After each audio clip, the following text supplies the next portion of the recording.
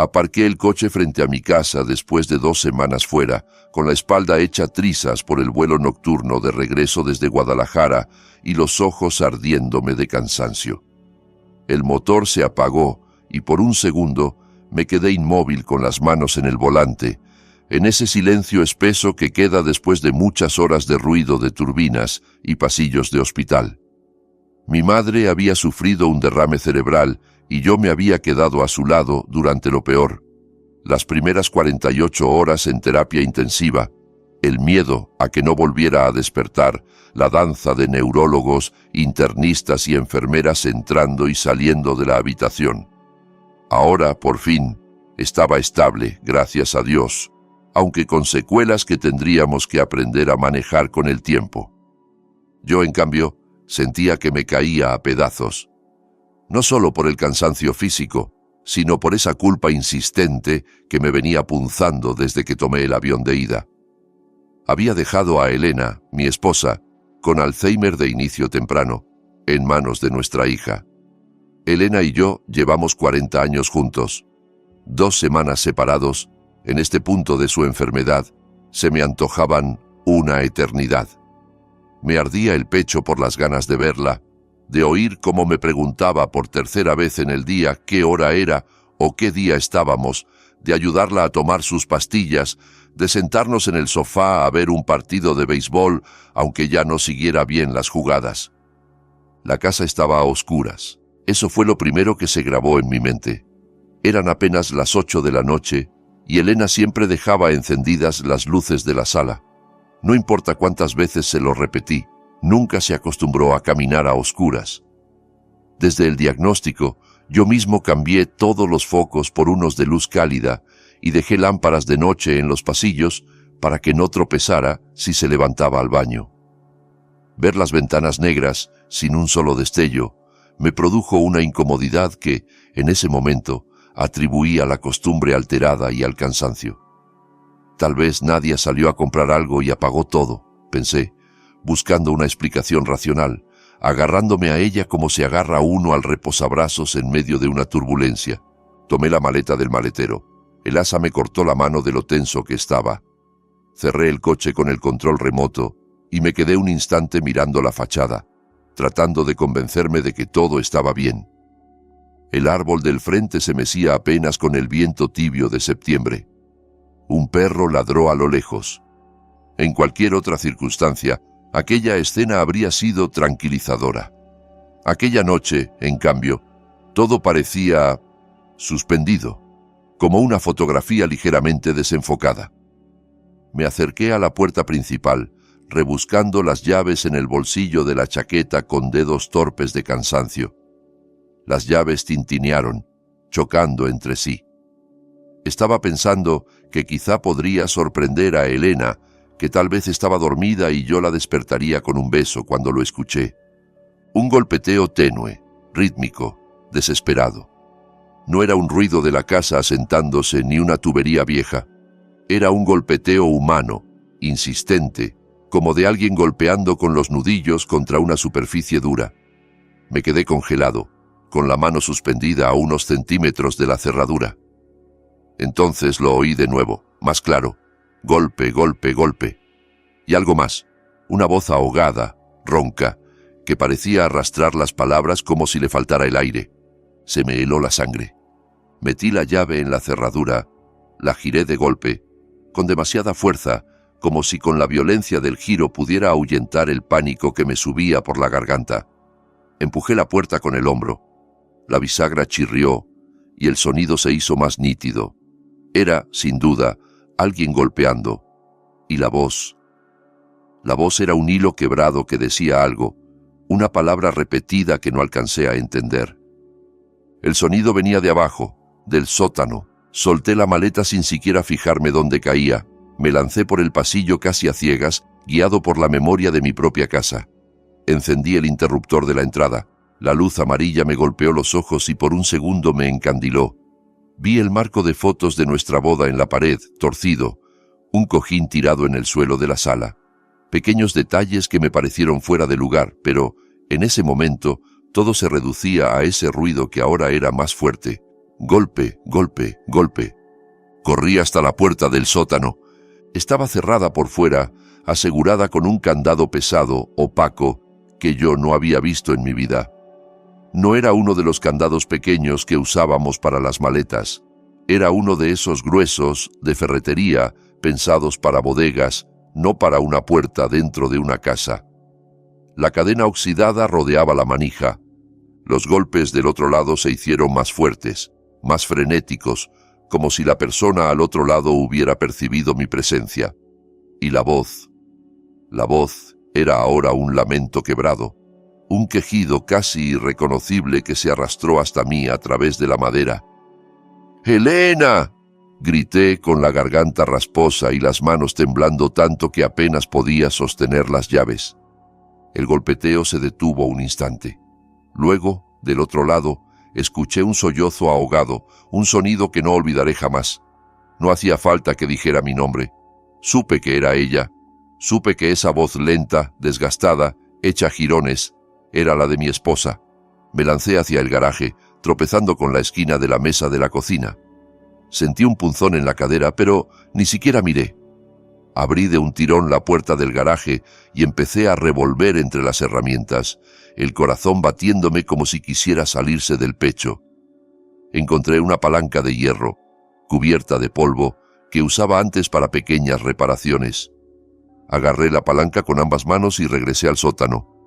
Cada segundo que pasaba me parecía un minuto. Cada minuto, una hora. Introduje la punta de la palanca en el arco del candado y tiré con todas mis fuerzas. Nada. Volví a intentarlo, gruñendo, con los dientes apretados. Sentí que los músculos de mis brazos, todavía tensos por los días de hospital y el viaje, protestaban. En el tercer tirón, el metal chirrió con un sonido agudo y el candado cedió, volando hacia el piso con un golpe seco. La puerta se abrió de golpe, empujada desde dentro por un impacto débil, y entonces el olor me golpeó. Orina vieja, sudor agrio y algo rancio, como comida descompuesta y aliento encerrado. Un hedor denso que subió del sótano en una oleada caliente y me revolvió el estómago. Di un paso atrás, llevándome el antebrazo a la nariz por reflejo. El corazón me golpeaba en las sienes. Aún no la veía, pero supe, con una certeza terrible, que lo que encontraría abajo no se parecería en nada a la casa ordenada que había dejado 2 semanas antes. Busqué a tientas el interruptor del sótano y lo encendí. La bombilla del descansillo parpadeó y luego se estabilizó, derramando una luz débil y amarillenta hacia abajo. Y ahí estaba. Helena estaba al pie de las escaleras, apoyada contra la pared, las piernas dobladas de forma antinatural, como si en algún momento hubiera intentado ponerse de pie y se hubiera deslizado hasta caer sentada en el escalón más bajo.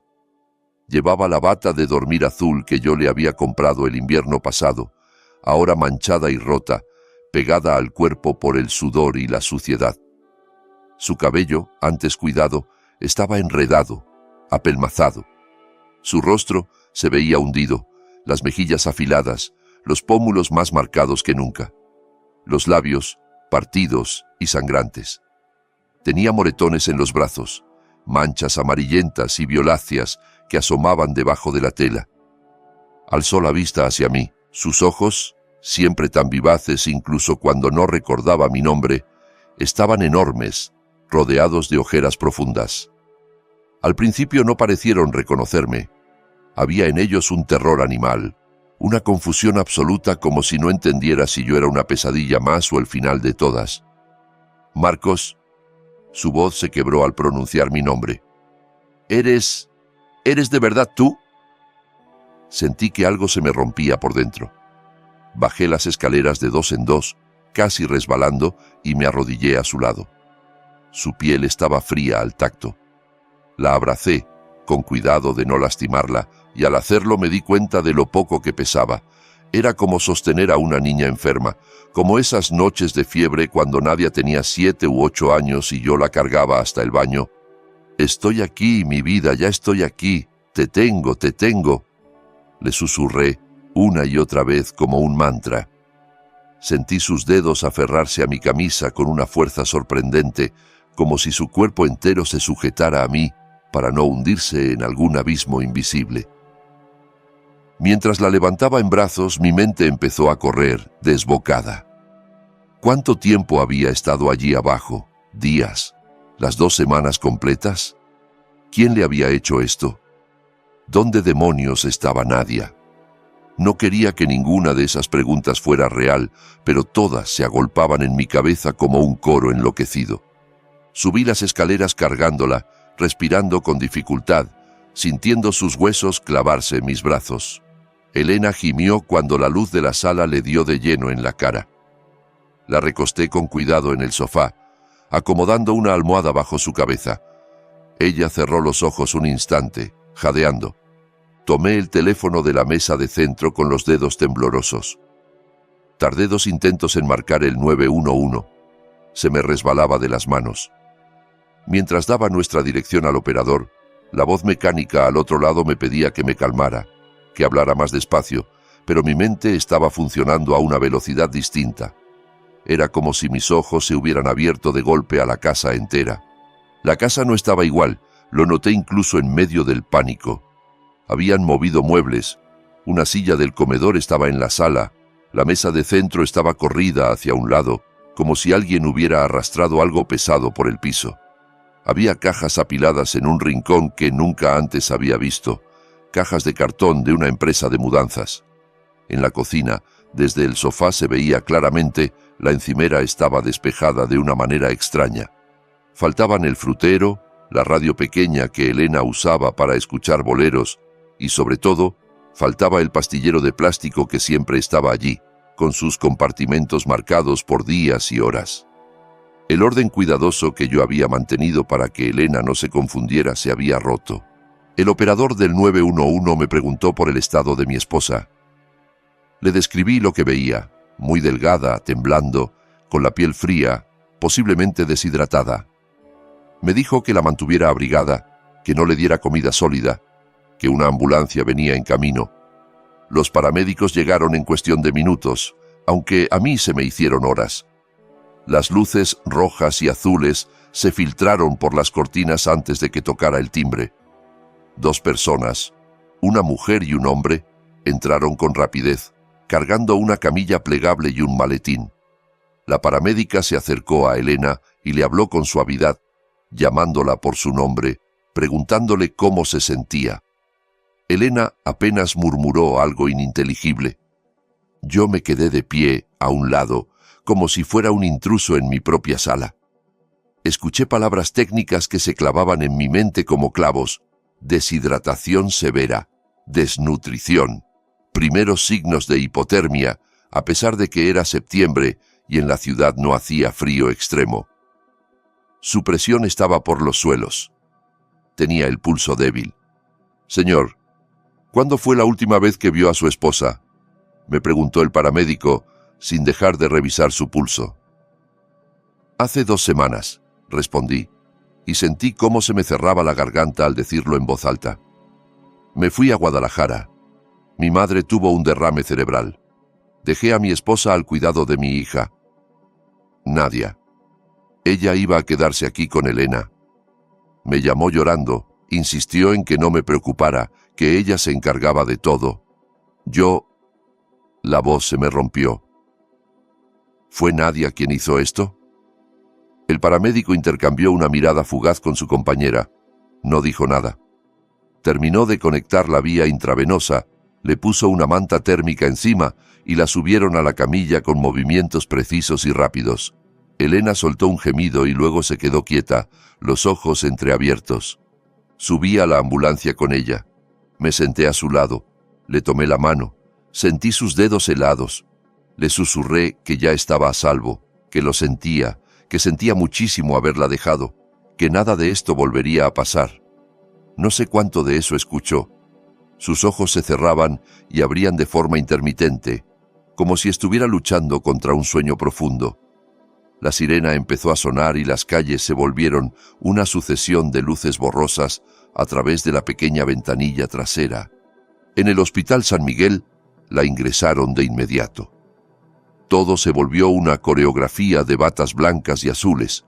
camillas empujadas por pasillos largos, puertas con letreros de «Solo personal autorizado». La conectaron a monitores. Un médico joven con el cabello desordenado me explicó en términos técnicos la gravedad de la situación. «Señor Herrera, su esposa presenta deshidratación avanzada, desnutrición moderada y signos de haber estado expuesta al frío durante varias horas al día, quizá en un lugar húmedo o mal ventilado», dijo mientras miraba la pantalla del monitor. «Necesitamos rehidratarla lentamente para no afectar sus electrolitos, y haremos estudios para descartar infecciones». Yo asentía, sin procesar realmente la mitad de lo que decía. Solo veía a Elena en la cama, tan pequeña entre las sábanas, con un catéter en el brazo y un oxímetro en el dedo. Mientras los médicos trabajaban, una enfermera me apartó a un lado, a un pequeño cubículo donde había una mesa y 2 sillas de plástico. «Señor Herrera», dijo con una mezcla de profesionalidad y delicadeza que reconocí como fruto de muchos años de dar malas noticias, «necesito preguntarle algo. ¿Su esposa ha estado encerrada en ese sótano las 2 semanas completas que usted estuvo fuera?» La pregunta me golpeó como un tren de carga. 14 días. Mi Elena atrapada en un sótano frío y oscuro durante 14 días. Pensé en la puerta con candado, en el cubo de plástico, en el hedor. Pensé en su voz llamándome, en sus manos arañando la madera. «No lo sé», susurré. «Solo la encontré así cuando llegué. Yo estaba fuera. Mi hija debía cuidarla. Yo creí...». Me quedé sin palabras, como si de pronto el idioma se hubiera vuelto un terreno extraño bajo mis pies. 1 hora después llegó un policía. Se presentó como el inspector Luis Ramírez, de la Unidad de Delitos contra Adultos Mayores de la Fiscalía de la ciudad. No sabía que existía una unidad así. Hasta esa tarde, los delitos contra adultos mayores eran, para mí, algo que ocurría en otros lados, en las noticias, no en mi propia casa. Ramírez era un hombre de unos 50 y tantos, con ojeras marcadas y una libreta pequeña en la mano. Su mirada era atenta, pero no hostil. Había algo en su actitud que me recordó a los ingenieros de obra que supervisé durante años, acostumbrados a ver problemas pero también a resolverlos. Nos sentamos en la sala de espera, en esas sillas incómodas de plástico que parecen diseñadas para que nadie se quede demasiado tiempo. El murmullo del hospital era un telón de fondo, pasos, timbres, voces bajas. Ramírez abrió su libreta. «Quiero que me cuente todo desde el principio, señor Herrera, con calma, sin saltarse nada, por pequeño que le parezca», dijo. Así lo hice.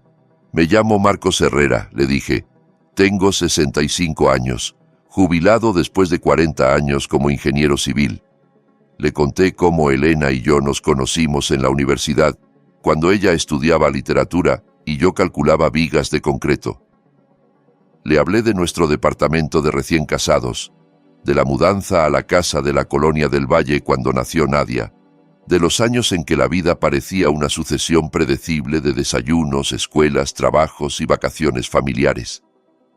Le hablé de los primeros olvidos de Elena, de cómo al principio pensé que era cosa de la edad, llaves extraviadas, citas médicas que anotaba pero luego no recordaba haber anotado, hasta que un día olvidó el camino de regreso a casa desde el mercado de la esquina y una vecina la encontró dando vueltas por la cuadra, asustada. Le conté del neurólogo, de la resonancia magnética, del diagnóstico de Alzheimer de inicio temprano hace 2 años. La palabra temprano nos golpeó como un pronóstico de tormenta cuando pensábamos que apenas empezaba a nublarse. Le expliqué que la enfermedad avanzaba despacio, que Elena aún podía hacer la mayoría de las cosas con ayuda de rutinas y recordatorios, que sabía quién era yo y reconocía a Nadia. Solo se confundía a veces, perdía la noción del tiempo, mezclaba días, que yo había diseñado una especie de manual involuntario, alarmas en el celular para las pastillas, notas adhesivas en los cajones, cubiertos, tazas, fotos con nombres en algunas puertas, Marcos, Nadia. No era perfecto, pero funcionaba. Le hablé de nuestra hija, Nadia tiene 38 años, le dije. Es contadora pública certificada, trabaja en un despacho mediano en el centro de la ciudad. Nadia siempre fue brillante con los números. De niña jugaba a la tienda y anotaba todo en cuadernos, sumando y restando con un rigor que yo encontraba adorable. De adolescente, ahorró para comprarse su primer teléfono vendiendo pulseras hechas a mano. Se casó con David hace 3 años. David se presentaba como consultor de negocios, aunque nunca me quedó claro a qué se dedicaba exactamente. Siempre estaba hablando de criptomonedas, NFTs, ingresos pasivos y oportunidades únicas. El tipo de jerga que suena a dinero fácil. Nunca me cayó bien, para ser sincero, admití.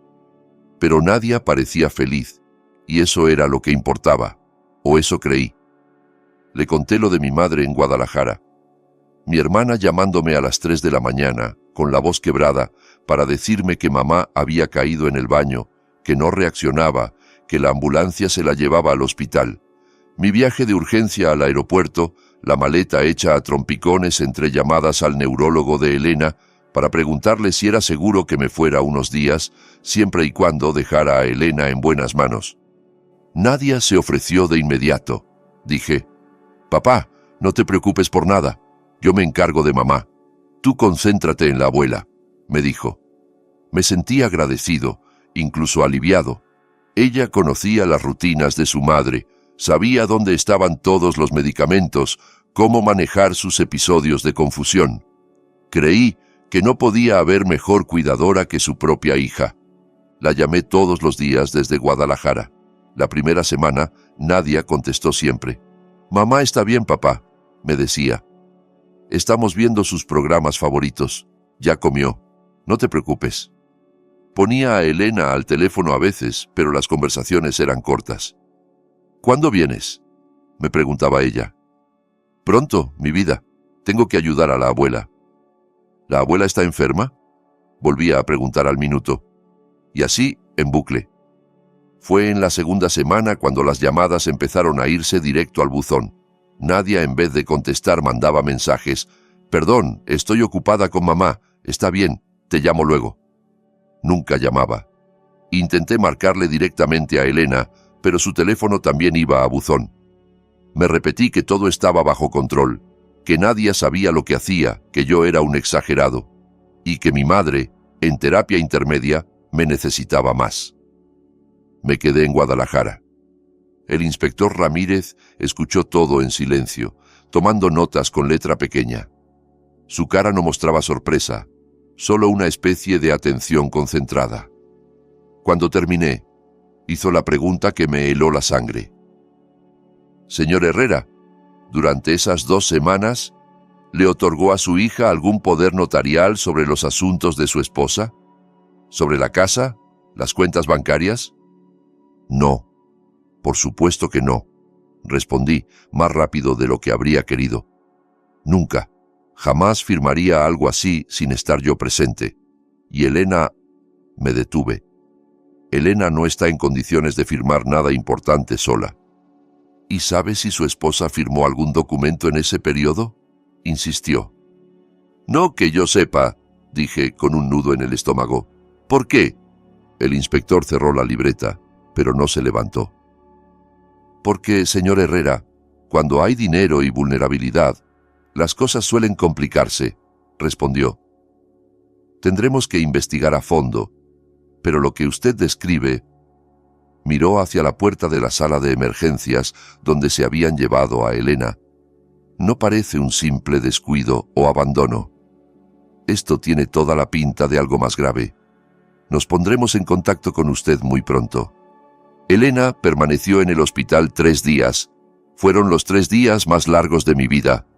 La rehidrataron, regularon sus electrolitos, la trataron por desnutrición y exposición al frío, le hicieron análisis de sangre, radiografías, un TAC, para asegurarse de que no hubiera sufrido ningún golpe en la cabeza. El personal de enfermería se movía con eficiencia, pero cada pinchazo, cada tubo, cada monitor me recordaba que una persona a la que yo debía cuidar había sido brutalmente descuidada. Ella preguntaba una y otra vez por Nadia. «¿Dónde está Nadita?», repetía. Estaba aquí. Me estaba preparando la comida. ¿Ya se fue?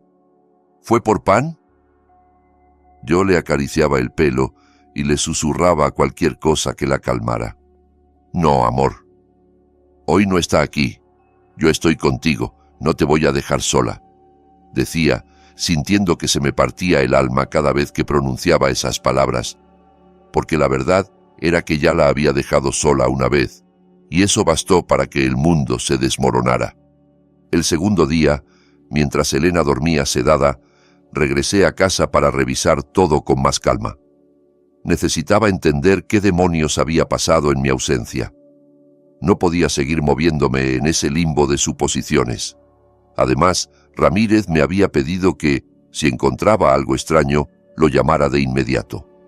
La casa, en la claridad del día, mostraba mejor sus cicatrices. La puerta del sótano tenía marcas claras de haber estado cerrada con candado por fuera durante varios días. La pintura alrededor de la cerradura estaba descascarada, como si alguien hubiera intentado abrirla desde dentro, golpeando con algo pesado. Bajé las escaleras con otra mirada, ya no solo con horror, sino con una especie de ojo clínico que uno desarrolla después de tantos años en obras, aprender a leer las marcas que dejan los problemas. En un rincón encontré un cubo de plástico, de esos que usamos para limpiar. El olor que salía de ahí no dejaba lugar a dudas. Elena lo había usado como baño. El suelo de concreto estaba manchado en ciertos puntos, cercos de humedad ya seca que contaban una historia que nadie debería vivir. La manta finísima extendida como cama en el piso, arrugada y sucia, me pareció de repente la cosa más cruel que había visto. No había comida, ni agua, ni una botella vacía, ningún intento de hacer más llevadero ese encierro, como si alguien hubiera decidido que bastaba con tirarla ahí abajo y esperar. Me fijé en la lámpara del techo. El portalámparas estaba vacío. La bombilla que yo había encendido el día anterior era la del descansillo, no la de la habitación del sótano. La habían retirado. La habían dejado a oscuras. Mi esposa, que a veces olvida qué día es, pero aún se ríe con los chistes más tontos y disfruta ver jugar a los Diablos Rojos del México por televisión, había estado encerrada en tinieblas durante quién sabe cuánto tiempo. Me imaginé sus manos palpando la pared, su voz llamando, su confusión cuando nadie respondía. Tuve que subir a toda prisa para no vomitar allí mismo. Arriba, las cosas inquietantes se multiplicaban. La laptop de Nadia seguía encendida sobre la mesa de la cocina, abierta en una hoja de cálculo. El fondo de pantalla era una foto de ella y David en la playa, sonriendo, con lentes de sol, una copa en la mano. Me dolió verla tan feliz, como si se tratara de una versión de mi hija que ya no existía. El cursor parpadeaba en una celda vacía. No me enorgullece lo que hice después, pero sé que lo volvería a hacer. Me senté frente a la laptop y empecé a revisar todo. La contraseña estaba guardada. El sistema de inicio de sesión automático era una cortesía de la tecnología que, en ese momento, se convirtió en arma a mi favor. Abrí su correo electrónico, sus documentos, sus chats. Lo que encontré era metódico, calculado, malvado. Había documentos escaneados, poderes notariales con la firma de Elena, escrituras y papeles de bienes raíces, estados de cuenta bancarios y un archivo de presentación llamado Oportunidad de Inversión, Fondo de David. Abrí uno por uno, sintiendo que cada clic añadía peso a una losa que ya me aplastaba. Ahí estaba el plan, paso a paso.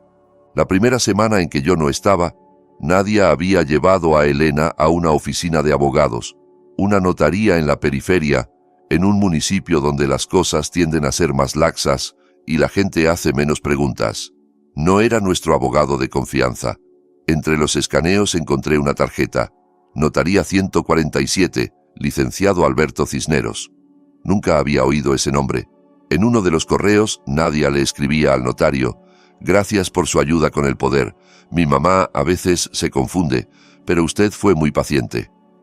Hizo que Elena firmara un poder notarial amplio, otorgándole facultades casi ilimitadas para manejar sus bienes, cuentas y propiedades.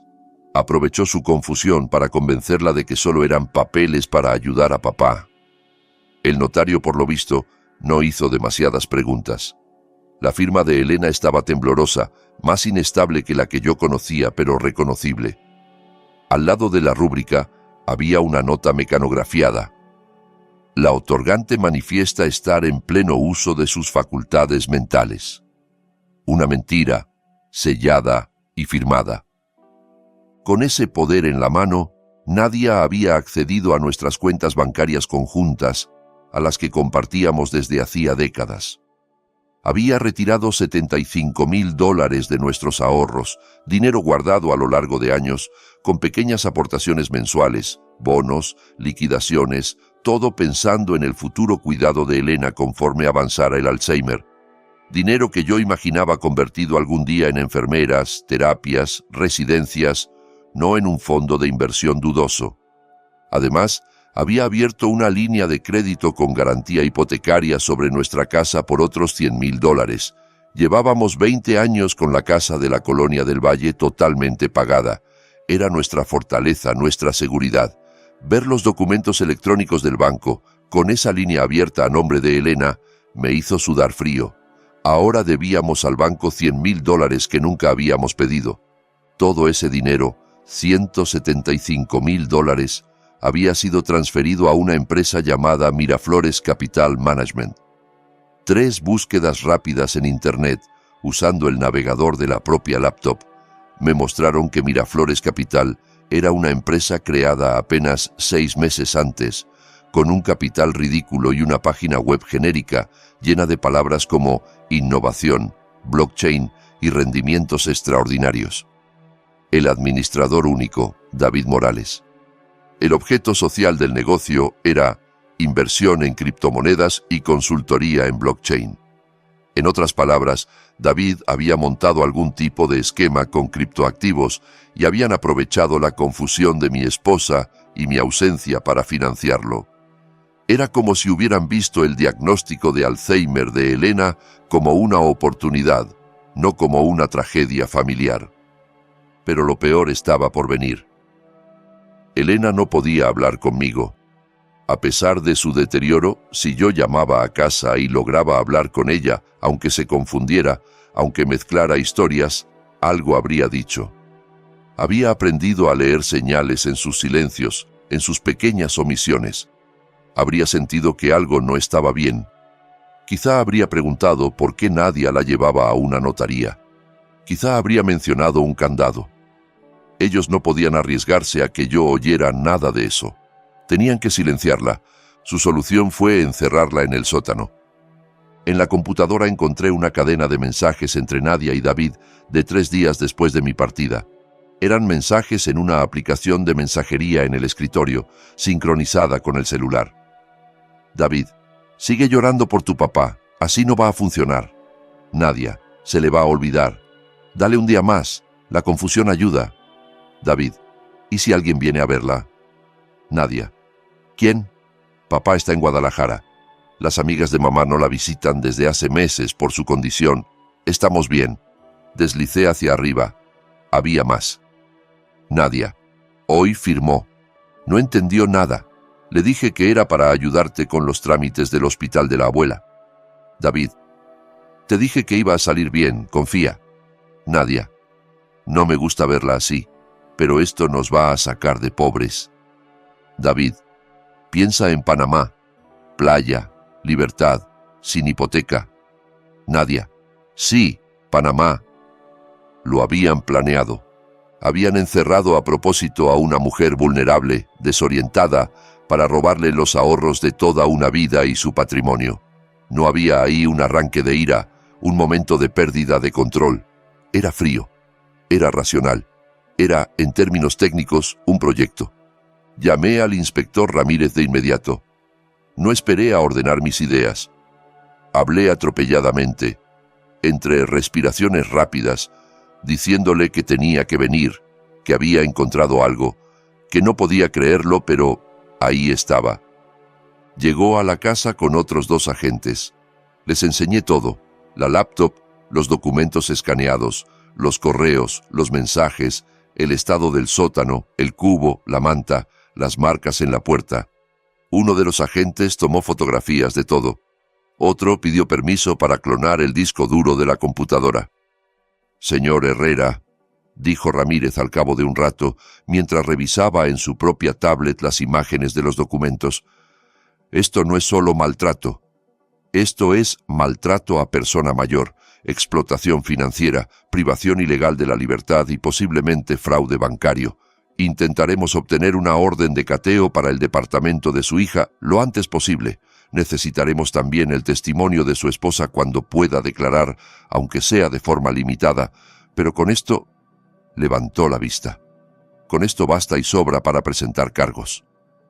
«¿Dónde está mi hija ahora?», pregunté, con un tono que me sorprendió a mí mismo, una mezcla de desesperación y rabia. «Todavía no lo sabemos», admitió Ramírez. «¿Tiene su dirección?». Se la di. Nadia y David vivían en un departamento en la zona de Santa Fe, a unos 20 minutos en coche si el tráfico ayudaba.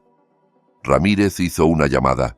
Habló con alguien de la fiscalía, mencionó flagrancia posible, evidencia en riesgo, adulto mayor en peligro.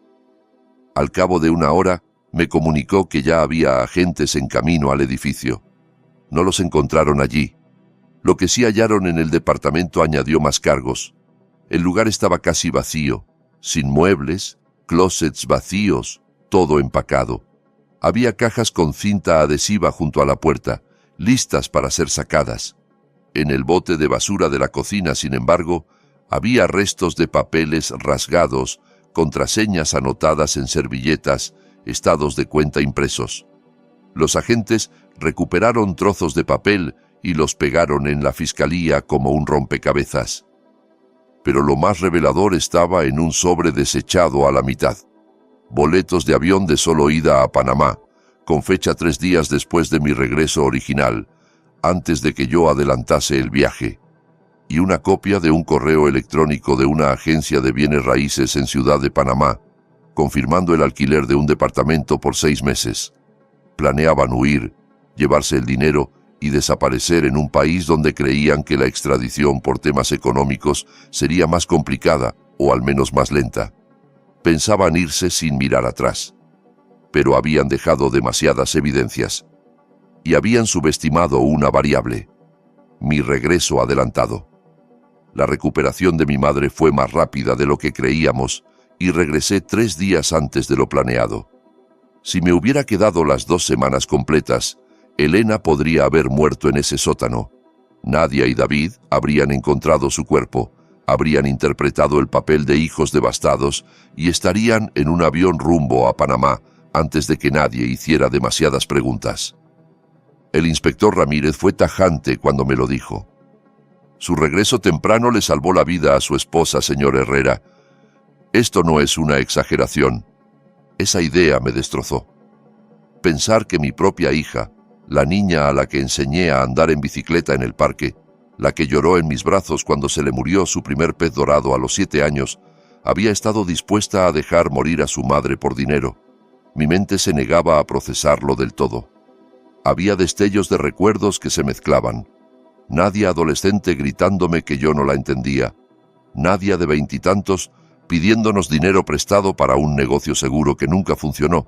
Nadia llorando en mi boda de plata porque decía que nosotros éramos su ejemplo. ¿En qué momento se quebró todo eso?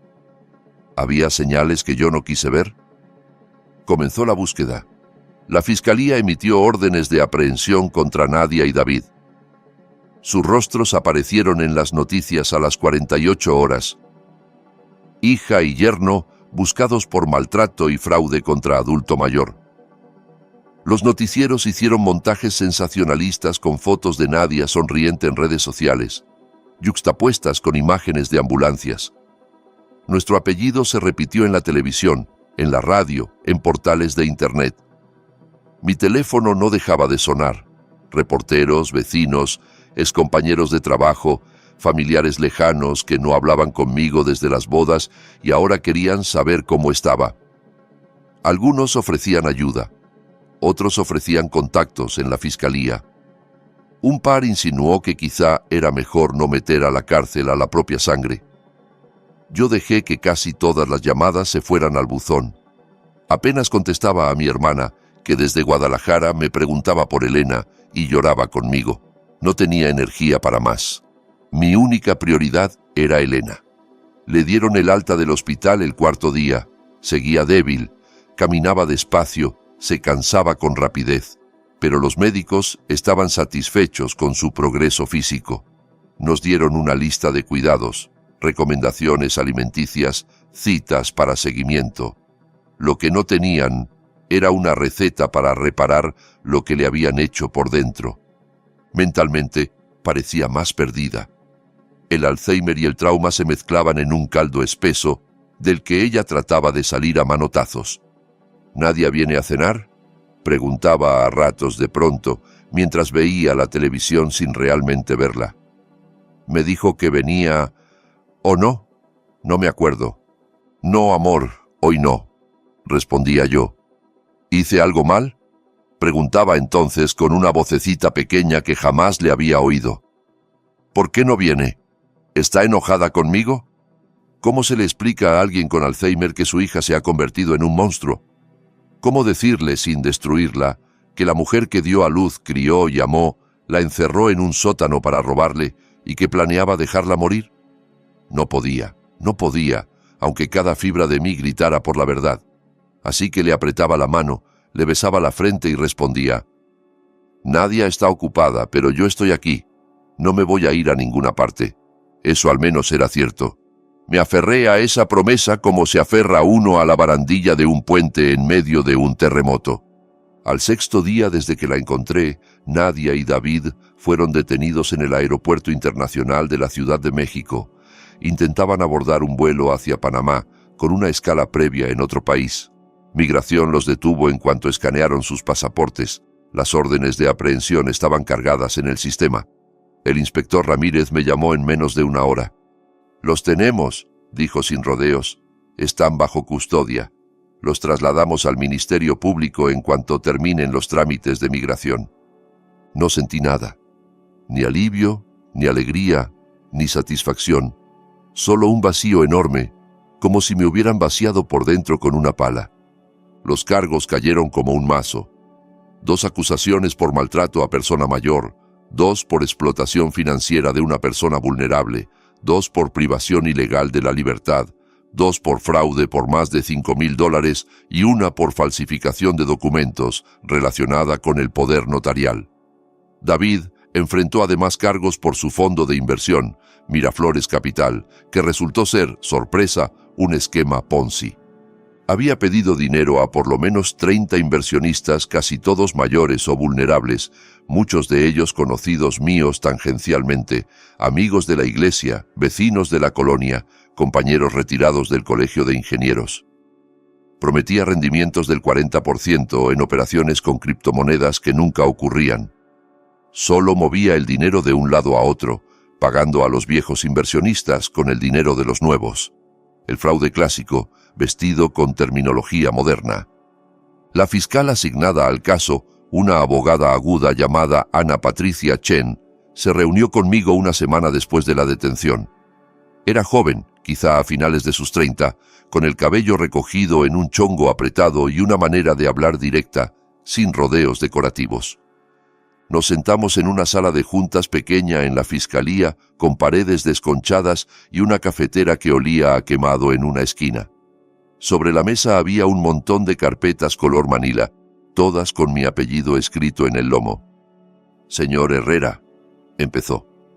«Este es uno de los casos de maltrato y explotación a personas mayores más graves que he visto en mi carrera. La premeditación, el uso de la condición cognitiva de su esposa, el daño económico, la privación de la libertad. Es muy serio. Vamos a pedir la pena máxima». «¿De cuánto estamos hablando?», pregunté. No porque me importara una cifra en abstracto, sino porque mi mente necesitaba agarrarse a algo cuantificable. Por maltrato y privación ilegal de la libertad, combinados con la explotación financiera, estamos buscando entre 8 y 12 años de prisión para Nadia, dijo. Para David, de 10 a 15, por los cargos adicionales de fraude y lavado de dinero. Dependerá de cómo avance la investigación y si aparecen más víctimas, y de si ellos deciden cooperar. ¿Y el dinero?, pregunté con un hilo de voz. Esos $175,000 eran para el cuidado de Elena. ¿Tenemos alguna posibilidad de recuperarlos? El gesto de Patricia se suavizó. Tomó aire antes de responder. Eso será más complicado, admitió. El fondo de David Miraflores está prácticamente en bancarrota. El dinero se ha movido entre cuentas, se ha gastado, se ha enviado a plataformas en el extranjero. Vamos a pedir órdenes de restitución y haremos todo lo posible por rastrear los fondos. Pero necesito que sea realista respecto a lo que se puede recuperar. En muchos casos como este, el dinero simplemente se ha ido. En otras palabras, los $175,000 se habían esfumado. Nuestros ahorros y el valor extraído de la casa habían desaparecido en el hoyo negro del fraude de David. Lo que antes era una cifra de cuenta bancaria se convertía ahora en deuda, en hipoteca, en facturas médicas. Hice la pregunta que me perseguía desde que encontré la computadora. ¿Lo sabía?, dije, mirando mis propias manos. Nadia, ¿sabía que lo de David era un fraude? ¿O estaba engañada también? Patricia abrió una de las carpetas, sacó unas hojas llenas de impresiones de correos y chats. Por los correos y mensajes que hemos recuperado, sí, respondió. Lo sabía. Ella ayudó a reclutar inversionistas. De hecho, convenció a al menos 2 compañeros suyos del despacho para entrar. Preparó estados financieros falsos para el fondo. No solo estaba al tanto del esquema, sino que participó activamente. No estamos hablando de alguien que fue arrastrado sin entender. Su hija fue cómplice. Mi hija no era la víctima de una estafa de su marido. Era su socia, su aliada. La audiencia de fianza fue una tortura. El abogado de Nadia, un hombre con traje caro y expresión compungida, pidió que la dejaran en libertad mientras esperaba el juicio. Sin antecedentes penales, arraigo en la comunidad, empleo estable, lazos familiares. Mi clienta no representa un riesgo de fuga, dijo, como si los boletos a Panamá fueran un malentendido turístico. Sugirió que la presión mediática la había llevado a tomar decisiones apresuradas. La fiscalía argumentó lo contrario. Claro riesgo de huida, evidencia tangible de un plan para abandonar el país, capacidad para ocultar dinero, peligro continuo para Elena y para otros potenciales inversionistas. El inspector Ramírez testificó sobre el estado en que encontramos el sótano. Patricia, con frialdad quirúrgica, repasó los mensajes donde hablaban de Panamá, de empezar de cero y de se le va a olvidar. El juez, un hombre de lentes gruesos y voz grave, escuchó todo. Al final, sus palabras fueron claras. Este tribunal considera que los riesgos de fuga y de obstrucción de la justicia son altos. La fianza es denegada. Los imputados permanecerán recluidos en el centro de detención del sur de la ciudad hasta el juicio. Yo estuve presente en esa audiencia. Me senté en la última fila y vi a mi hija, con un mono naranja, las manos esposadas al frente, suplicar al juez que la dejara salir. Lloraba, pedía perdón, decía que había cometido un terrible error, que no había dimensionado las consecuencias. Cuando me vio, giró la cabeza y me buscó con la mirada. Nuestros ojos se encontraron. Sus labios se movieron sin sonido al principio. Luego pude leerlos. «Papá, por favor». Me levanté y salí. No pude sostenerle la mirada. No en ese contexto. No con todas las imágenes del sótano superpuestas a la cara de la niña que una vez fue. El caso penal seguía su curso, pero yo no me conformé con esperar la justicia de los tribunales. No podía quedarme de brazos cruzados viendo cómo los procesos avanzaban al ritmo lento del sistema, mientras las facturas se apilaban en la mesita del recibidor. Contraté a un abogado, Cristóbal Valdés, socio de un despacho especializado en derecho de personas mayores y litigios de herencias. Era un hombre de unos 60 años, con el pelo blanco y la mirada cansada de quien ha visto demasiadas familias romperse por dinero. Su consejo fue claro. «Marcos, tienes bases para una demanda civil sólida», me dijo mientras hojeaba los documentos que le llevé. «No va a hacer que el dinero aparezca de la nada, pero puedes asegurarte de que, si alguna vez tu hija y tu yerno tienen bienes, no los disfruten tranquilamente. Demándalos por todo lo que se llevaron y por el daño que le causaron a Elena. Aunque ahora no tengan nada, podrían tener salarios, propiedades, herencias en el futuro. Congélalo desde ya». 2 semanas después presentamos la demanda. Demandados: Nadia Herrera y David Morales. Conceptos: explotación financiera, daño emocional intencional, apropiación indebida, incumplimiento de deber fiduciario. Daños reclamados: $175,000, sustraídos más $200,000 adicionales por el sufrimiento de Elena. Cristóbal redactó cada párrafo con precisión quirúrgica. Yo firmé con la mano temblorosa, sabiendo que con esa firma estaba cruzando otra frontera. No solo aceptaba que mi hija estuviera en manos del sistema penal, sino que yo mismo la estaba llevando a los tribunales civiles. Pero no me quedé ahí. Me comuniqué con el Colegio de Contadores Públicos. Nadia había usado sus credenciales de contadora certificada para darle credibilidad al esquema de David. Había firmado estados financieros falsos, avalado rendimientos inexistentes, puesto su sello profesional en documentos que eran, en esencia, mentiras. Sus colegas del despacho habían confiado en su juicio profesional, no solo en el lazo personal. Presenté una queja formal ante el Comité de Ética del colegio. Adjunté copias de los estados financieros falsos, los correos en los que Nadia invitaba a compañeros a invertir, diciendo: «Yo puse todo lo de mis papás, confío al 100%. En menos de un mes, el colegio suspendió su licencia de contadora, a la espera del resultado del juicio penal. Si resultaba culpable, quedaría inhabilitada de forma permanente. Nunca volvería a ejercer. No me dio satisfacción, solo me pareció lo justo. Como ingeniero, sabía lo que significaba la licencia profesional. Recordaba historias de colegas que la perdieron por negligencia. Nadie lloró por ellos. Era la consecuencia de cruzar una línea. Los meses siguientes fueron un borrón. El Alzheimer de Elena se aceleró. El neurólogo me habló de deterioro precipitado por estrés intenso.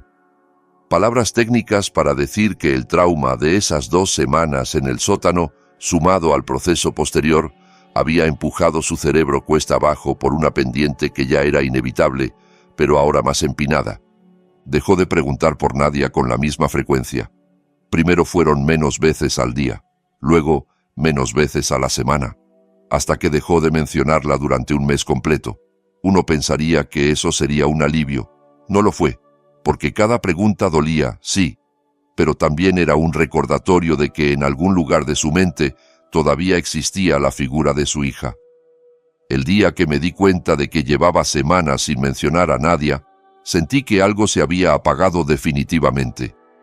Contraté a una cuidadora de tiempo completo, Rosa, recomendada por una asociación de apoyo a familiares de pacientes con demencia. Rosa era una mujer de mediana edad, paciente y firme, que sabía cómo manejar la repetición de preguntas, los cambios de humor, los episodios de agitación al anochecer. Ella se encargaba de que Elena se bañara, comiera, se cambiara de ropa, tomara sus medicinas. Yo, mientras tanto, lidiaba con bancos, abogados, citas con la fiscalía. Las facturas se acumulaban, gastos médicos, honorarios de abogados, mensualidades de la nueva hipoteca sobre una línea de crédito que nunca quisimos. Nos estábamos ahogando económicamente y los responsables estaban en la cárcel esperando juicio. La audiencia preliminar tuvo lugar en enero, 5 meses después de rescatar a Elena. Fue la primera vez que me tocó testificar formalmente ante un juez en el caso penal. Me juramentaron, me preguntaron si entendía la obligación de decir la verdad, toda la verdad, y nada más que la verdad. Respondí que sí, con la voz más firme de lo que me sentía por dentro. Relaté paso a paso cómo la encontré, cómo descubrí los documentos, cómo entendí al fin lo que habían hecho. Conté detalles que me habían parecido irrelevantes en su momento, pero que los abogados consideraban importantes. La hora exacta de mi llegada, el estado de la casa, las luces apagadas, el candado nuevo. El abogado de Nadia intentó presentarla como una víctima más, manipulada por David, desesperada por dinero, con problemas de ansiedad y depresión que la llevaron a tomar malas decisiones. Sugirió que quizá el encierro en el sótano había sido una medida temporal que se salió de control. El juez no se la creyó. «Señorita Herrera», dijo, luego de escuchar los argumentos, «usted es contadora capacitada. Entendía perfectamente lo que hacía con cada documento que firmaba y presentaba. Se aprovechó de la vulnerabilidad cognitiva de su madre para beneficiarse económicamente. No hay ningún factor atenuante evidente que justifique eso. Este caso tiene que ir a juicio. El caso se envió a juicio con jurado. Fecha fijada para junio, 8 meses después de que empezara la pesadilla. Antes del juicio, ocurrió algo inesperado. El abogado de David se acercó a la fiscalía con una propuesta. David se declararía culpable de todos los cargos en su contra y cooperaría plenamente, testificando contra Nadia a cambio de una reducción de pena. Declararía que ella había sido la mente maestra, que todo el plan se originó en ella y que él solo la siguió. Era una estrategia clásica, sacrificar la relación con su esposa para salvarse unos años de prisión. Patricia Chen me llamó para hablarlo. «Si David testifica», me dijo, «tendremos un caso prácticamente blindado contra Nadia. Su testimonio, sumado a las pruebas documentales, a los peritajes, al estado en que encontramos a su esposa, hace casi imposible que el jurado dude de su culpabilidad. Podemos pedir la pena máxima con posibilidades de que el juez la otorgue». «¿Y qué gana él exactamente?», pregunté. «Le ofreceríamos 8 años, con posibilidad de libertad condicional tras cumplir 2/3, explicó. «Estaría en prisión al menos 5 años, probablemente más. Sin el acuerdo, por la suma de los cargos podría recibir hasta 15. ¿Y Nadia?», pregunté, aunque la respuesta era evidente. «Con el acuerdo pediremos para ella 12 años», dijo Patricia. «Sin el testimonio de David siempre hay un riesgo con el jurado. Nunca se puede garantizar el resultado». Pensé en Elena, que a veces aún preguntaba por qué Nadia no llamaba, aunque ya menos seguido. Pensé en esos 14 días en el sótano, en el cubo, en la manta, en las cuentas vacías, en la casa hipotecada. Pensé en mis noches sin sueño, en las imágenes que se reproducían una y otra vez detrás de mis párpados cuando intentaba cerrar los ojos. Pensé en lo que significaba, en términos no legales sino humanos, poner a mi hija en manos de un sistema que yo sabía imperfecto, pero que en este caso era la única herramienta que tenía. «Acepta el acuerdo», dije. David se declaró culpable en febrero. La audiencia de sentencia fue breve. Se paró frente al juez, con el uniforme de prisión, las muñecas esposadas, y leyó una declaración de arrepentimiento. Dijo que estaba profundamente avergonzado, que había sido cegado por la ambición, que nunca quiso hacerle daño a Elena. Estoy seguro de que cada palabra la escribió su abogado. El juez no se dejó impresionar. «Señor Morales, usted participó activamente en un esquema que apuntó contra adultos mayores vulnerables, incluida su propia suegra», dijo. «Puso las ganancias por encima de la dignidad humana. 8 años en prisión federal, con posibilidad de libertad condicional según la ley. Además, deberá pagar restitución a las víctimas en la medida en que sea posible». «Uno menos», pensé, mientras lo veía ser conducido fuera de la sala. Quedaba Nadia. El juicio de Nadia comenzó en junio y duró 3 semanas. Fue un proceso extenuante, no solo por la carga emocional, sino por la longitud de cada día de audiencia. Llegábamos temprano, nos sentábamos en las bancas de la sala, escuchábamos testimonios, veíamos documentos proyectados una y otra vez. El jurado, 12 personas de rostros cansados, Miraba todo con mezcla de fascinación y horror. La fiscalía presentó todas las pruebas: el poder notarial fraudulento, las transferencias bancarias, los estados de cuenta, las imágenes del sótano, los mensajes planeando la huida a Panamá, los correos reclutando inversionistas. Peritos en grafoscopía explicaron por qué la firma de Elena en el poder notarial mostraba signos de temblor asociados a deterioro neurológico. Especialistas en geriatría hablaron de la vulnerabilidad cognitiva de pacientes con Alzheimer. Expertos en finanzas explicaron el esquema Ponzi. Llamaron también a otras víctimas de Miraflores Capital, un matrimonio de ancianos que había puesto sus ahorros de jubilación en el fondo porque Nadia nos dijo que era seguro. Ella es contadora. Un hombre de 60 años que había invertido su liquidación, confiando en el sello de Nadia en los estados financieros. Cada testimonio era un golpe más, no solo contra Nadia, sino contra la imagen que yo tenía de ella. Descubrí facetas que nunca vi: la vendedora carismática, la que hablaba de diversificar portafolios con seguridad estudiada, la que usaba su apellido y su profesión como aval. El momento más duro fue cuando llamaron a Elena a testificar. Los médicos habían advertido que su capacidad para hacerlo era limitada. Aún así, la ley daba valor a su testimonio, aunque hubiera lagunas, siempre que se tomara en cuenta su estado y se corroborara con otras pruebas. La jueza, una mujer de cabello corto y mirada aguda, ordenó que el testimonio se hiciera con todas las medidas de cuidado. Descansos frecuentes, preguntas sencillas, presencia del neurólogo en la sala. Ver a mi esposa, confundida y disminuida, intentar explicar lo que había vivido. Fue como ver a alguien tratar de armar un rompecabezas con piezas de diferentes cajas. Se le mezclaban las fechas, olvidaba detalles, retrocedía en medio de una frase, preguntaba si podía regresar a casa en medio de la declaración. A ratos, su mente se iba hacia recuerdos viejos. Hablaba de cuando Nadia era niña, luego volvía al sótano, luego saltaba a una Navidad de hace 20 años. El abogado de Nadia intentó usar esa confusión para argumentar que su testimonio no era confiable. Le hizo preguntas capciosas, tratando de mostrar contradicciones. Patricia intervino varias veces, objetando. La jueza le llamó la atención al abogado. La testigo tiene una condición cognitiva documentada. Ajuste su interrogatorio o se terminará la comparecencia. Entonces la fiscalía hizo algo que yo no sabía que tenían preparado. Proyectaron el video del cateo en el sótano. La policía había grabado el lugar el día que acudieron a mi llamada. La cámara recorrió lentamente el espacio oscuro y frío, mostrando la puerta con marcas de golpes, el cubo en la esquina, la manta raquítica en el piso, las paredes desnudas, el portalámparas sin foco. Se veían huellas de manos en el polvo, arañazos en la madera. El jurado miraba en silencio. 2 de los jurados se secaron las lágrimas discretamente. Elena, desde el estrado, vio la pantalla y, por primera vez en toda la audiencia, su expresión se volvió nítida. Reconoció el lugar. Su postura cambió. Sus manos temblaban.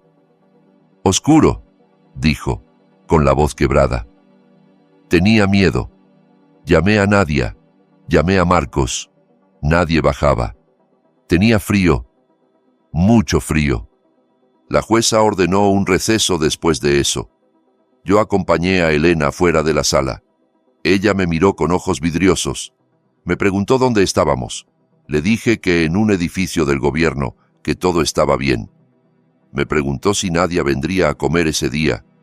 No supe qué responder. Luego subió David a testificar. Lo trajeron desde el penal, con un uniforme distinto al de Nadia. Explicó el esquema con detalle, cómo conoció a algunos de los inversionistas a través de Nadia, cómo ella le propuso usar el dinero de sus padres como capital semilla, cómo investigó las leyes de poderes notariales, cómo encontraron la notaría flexible, cómo planearon cada paso tomando como eje mi viaje a Guadalajara. Todo fue idea de ella, dijo, mirándola brevemente. Yo sabía que era malo, pero ella insistía en que era la única forma de salir adelante, de pagar deudas, de empezar una nueva vida. Aunque era evidente que también trataba de salvarse, las pruebas documentales lo respaldaban. Búsquedas en la computadora de Nadia sobre poderes notariales, explotación de adultos mayores, países con extradición limitada, todas hechas semanas antes del derrame de mi madre. No era una improvisación. Lo había planeado con anticipación. Nadia decidió subir al estrado a defenderse. Fue un desastre.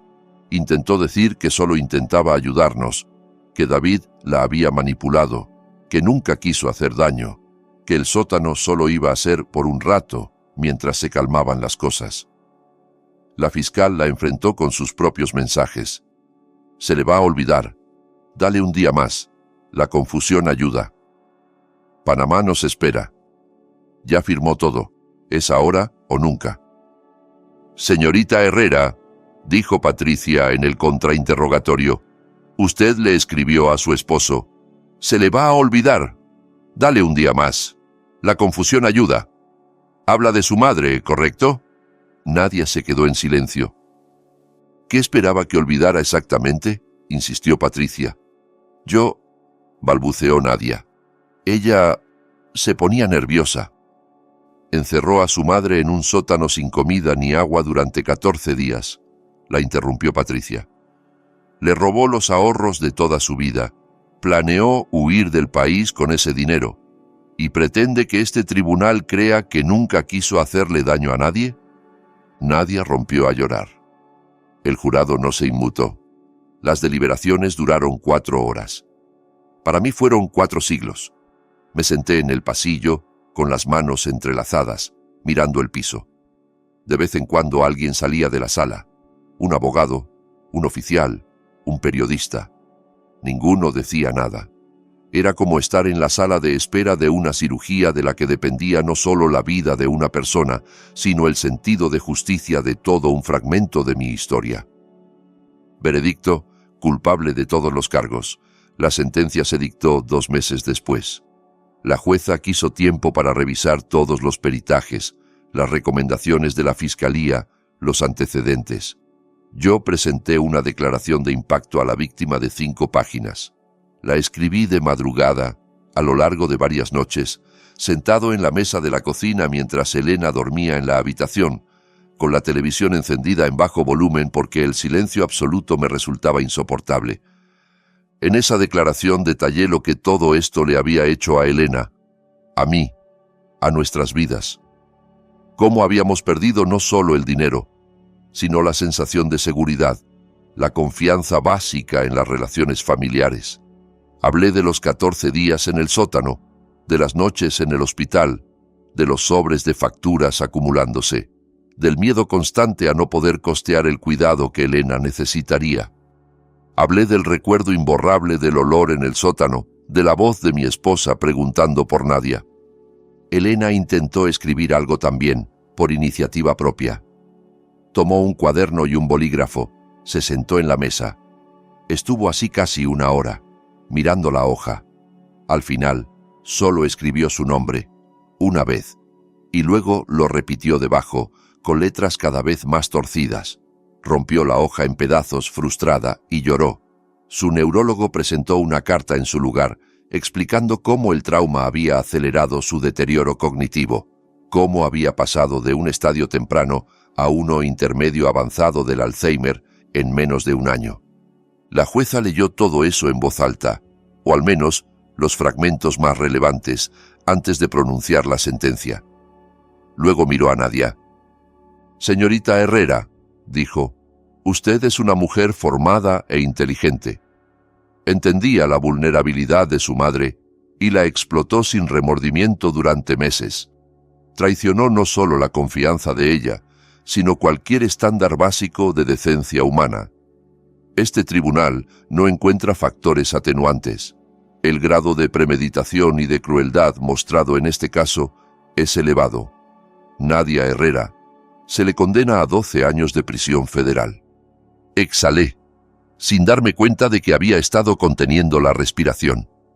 Se suponía que todo había terminado, que el martillazo de la jueza, metafórico pero contundente, cerraba el capítulo.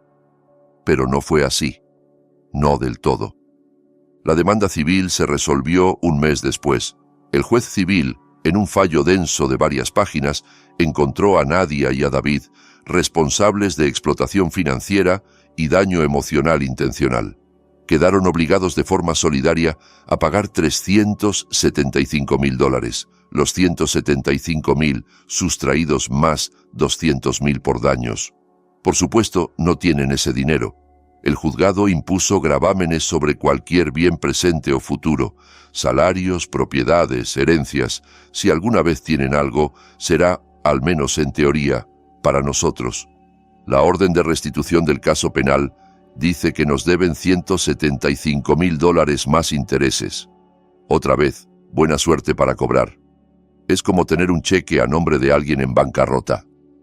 Con la casa logramos refinanciar la línea de crédito, integrándola a la hipoteca, pero ahora tenemos pagos mensuales por primera vez en 20 años. Estaremos pagando hasta el final de nuestra vida. Los gastos de cuidado de Elena siguen subiendo conforme avanza el Alzheimer. El seguro cubre una parte, pero no todo. Estoy contemplando vender la casa en unos años para poder pagar un centro especializado de memoria, uno de esos lugares donde hay personal entrenado las 24 horas.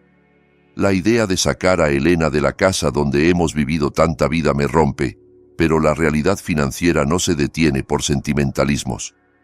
Nadia está en el Centro Femenil de Readaptación Social de Santa Marta, a 1 hora al oriente de la ciudad. Podrá solicitar libertad condicional en 8 años, si su conducta en prisión es ejemplar, si cumple concursos, si se somete a evaluaciones. David está en un penal de mediana seguridad en un estado vecino. Su elegibilidad para libertad condicional llega en 5. No he ido a verlos, no voy a ir. Para mí, ya no tengo hija.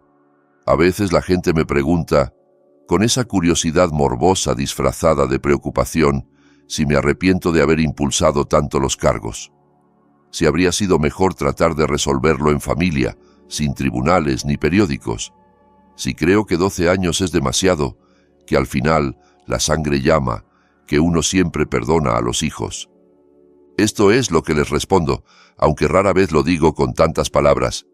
Nadia encerró a su madre, confundida y aterrada, en un sótano durante 2 semanas. Se llevó todo lo que habíamos ahorrado para cuidar de Elena en sus últimos años. Planeó dejarla morir y huir del país con el dinero. Hizo todo esto de forma consciente, calculada, sin una gota de compasión visible en los mensajes que escribió. No hubo ahí un arrebato momentáneo. Hubo planificación. Hubo uso deliberado de la enfermedad de su madre como herramienta. 12 años no son demasiado. Son un acto de misericordia. Si el sistema penal fuera un reflejo exacto del daño causado, no habría años suficientes. Elena no entiende dónde está Nadia. A veces todavía pregunta. Hay semanas en las que no la menciona y de pronto, al ver una foto vieja, dice, ¿y Nadita? ¿Ya llegó? Siempre se tarda mucho. Otras veces confunde el pasado y el presente. Me pregunta si ya la fui a dejar a la secundaria, si ya la recogí del ballet, si ya le revisé la tarea. En esas ocasiones, vuelvo a ser el padre de una niña de 10 años y la mentira piadosa se amolda a ese tiempo.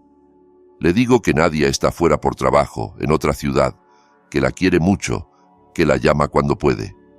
Es más fácil que explicar una verdad que ella olvidaría al cabo de unos minutos, pero que la haría sufrir como si la oyera por primera vez cada vez.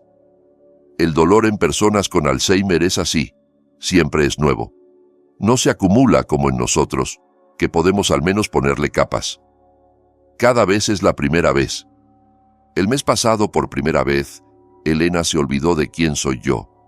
Estábamos en la sala, viendo un partido diferido de los Diablos Rojos que yo había puesto más por costumbre que por interés real. Ella miraba la pantalla con expresión neutra. De pronto, se volvió hacia mí y me miró como se mira a un desconocido en el transporte público, evaluando, sin reconocer. «Disculpe», dijo con una cortesía que me hirió por lo ajena. «¿Usted quién es?»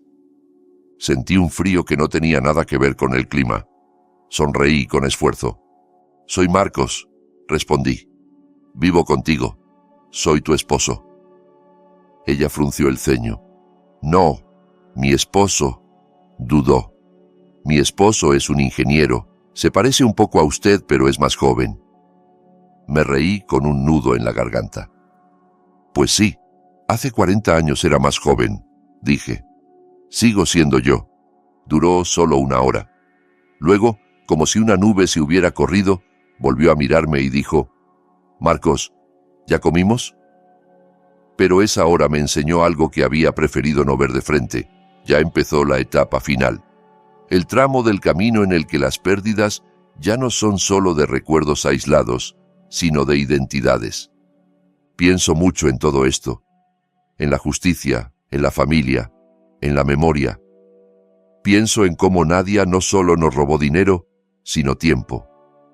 El tiempo que Elena y yo teníamos antes de que el Alzheimer se la llevara por completo.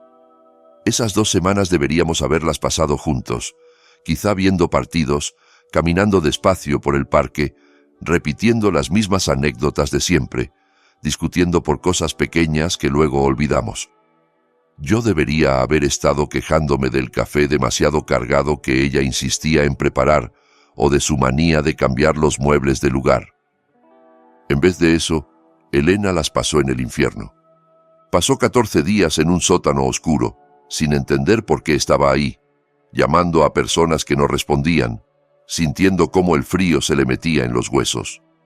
Esos 14 días, y todos los que vinieron después, erosionados por el estrés, el miedo y el trauma, se han ido para siempre. No hay sentencia, no hay restitución, no hay disculpa que los recupere. Así que no me arrepiento de los 12 años. Lo haría de nuevo. Si el sistema me hubiera preguntado si quería perseguir cargos, habría dicho que sí, una y otra vez, aunque eso significara firmar en contra de mi propia sangre. La justicia no es venganza, es responsabilidad. Es dibujar una línea en el suelo y decir, de aquí no se pasa sin consecuencias. Es decir en voz alta y clara que hay cosas que son imperdonables, no por falta de amor, sino por respeto a las víctimas. Mi hija lo aprendió por las malas. Ojalá todos los que escuchen esta historia lo aprendan por las buenas. La confianza de la familia es sagrada. No porque la sangre sea mágica, sino porque, en teoría, es el primer lugar donde deberíamos estar seguros. Si alguien rompe esa confianza con premeditación y crueldad, no puede sorprenderse cuando las consecuencias lo rompen a él. En cuanto a Elena y a mí, seguimos aquí, seguimos luchando, seguimos juntos. Nuestro mundo se ha encogido. Ya no es la ciudad entera, ni los viajes a la playa, ni las cenas con amigos. Ahora es la casa, el consultorio del neurólogo, el parque de la esquina donde aún podemos caminar tomados de la mano algunos días. Hay mañanas en las que Elena se despierta y me sonríe con esa sonrisa antigua, la de antes de la enfermedad, y por unos minutos habla con claridad, recuerda cosas, hace bromas. Esos minutos son mi tesoro. Luego el velo vuelve a caer, pero yo guardo lo que vi. Es más de lo que Nadia quería para nosotros. Ella, con su plan, nos negó tiempo. El sistema, con sus años de prisión, se lo niega a ella. Y sinceramente, a estas alturas esa es la única justicia que de verdad importa. Que pese a todo, Elena y yo aún podamos mirarnos a los ojos algunos días y reconocernos. Que podamos aferrarnos, aunque sea con las uñas, a la parte de nuestra historia que no pudieron robarnos. Lo demás, el dinero, las sentencias, los fallos, son papel. Lo que me queda de vida lo voy a invertir en estar al lado de Elena, hasta que su memoria me deje ir por completo. Y cuando eso pase, cuando ella ya no sepa quién soy, seguiré ahí. No porque ella lo recuerde, sino porque yo sí. Y porque, a diferencia de mi hija, yo sé de qué lado quiero estar cuando todo se termina.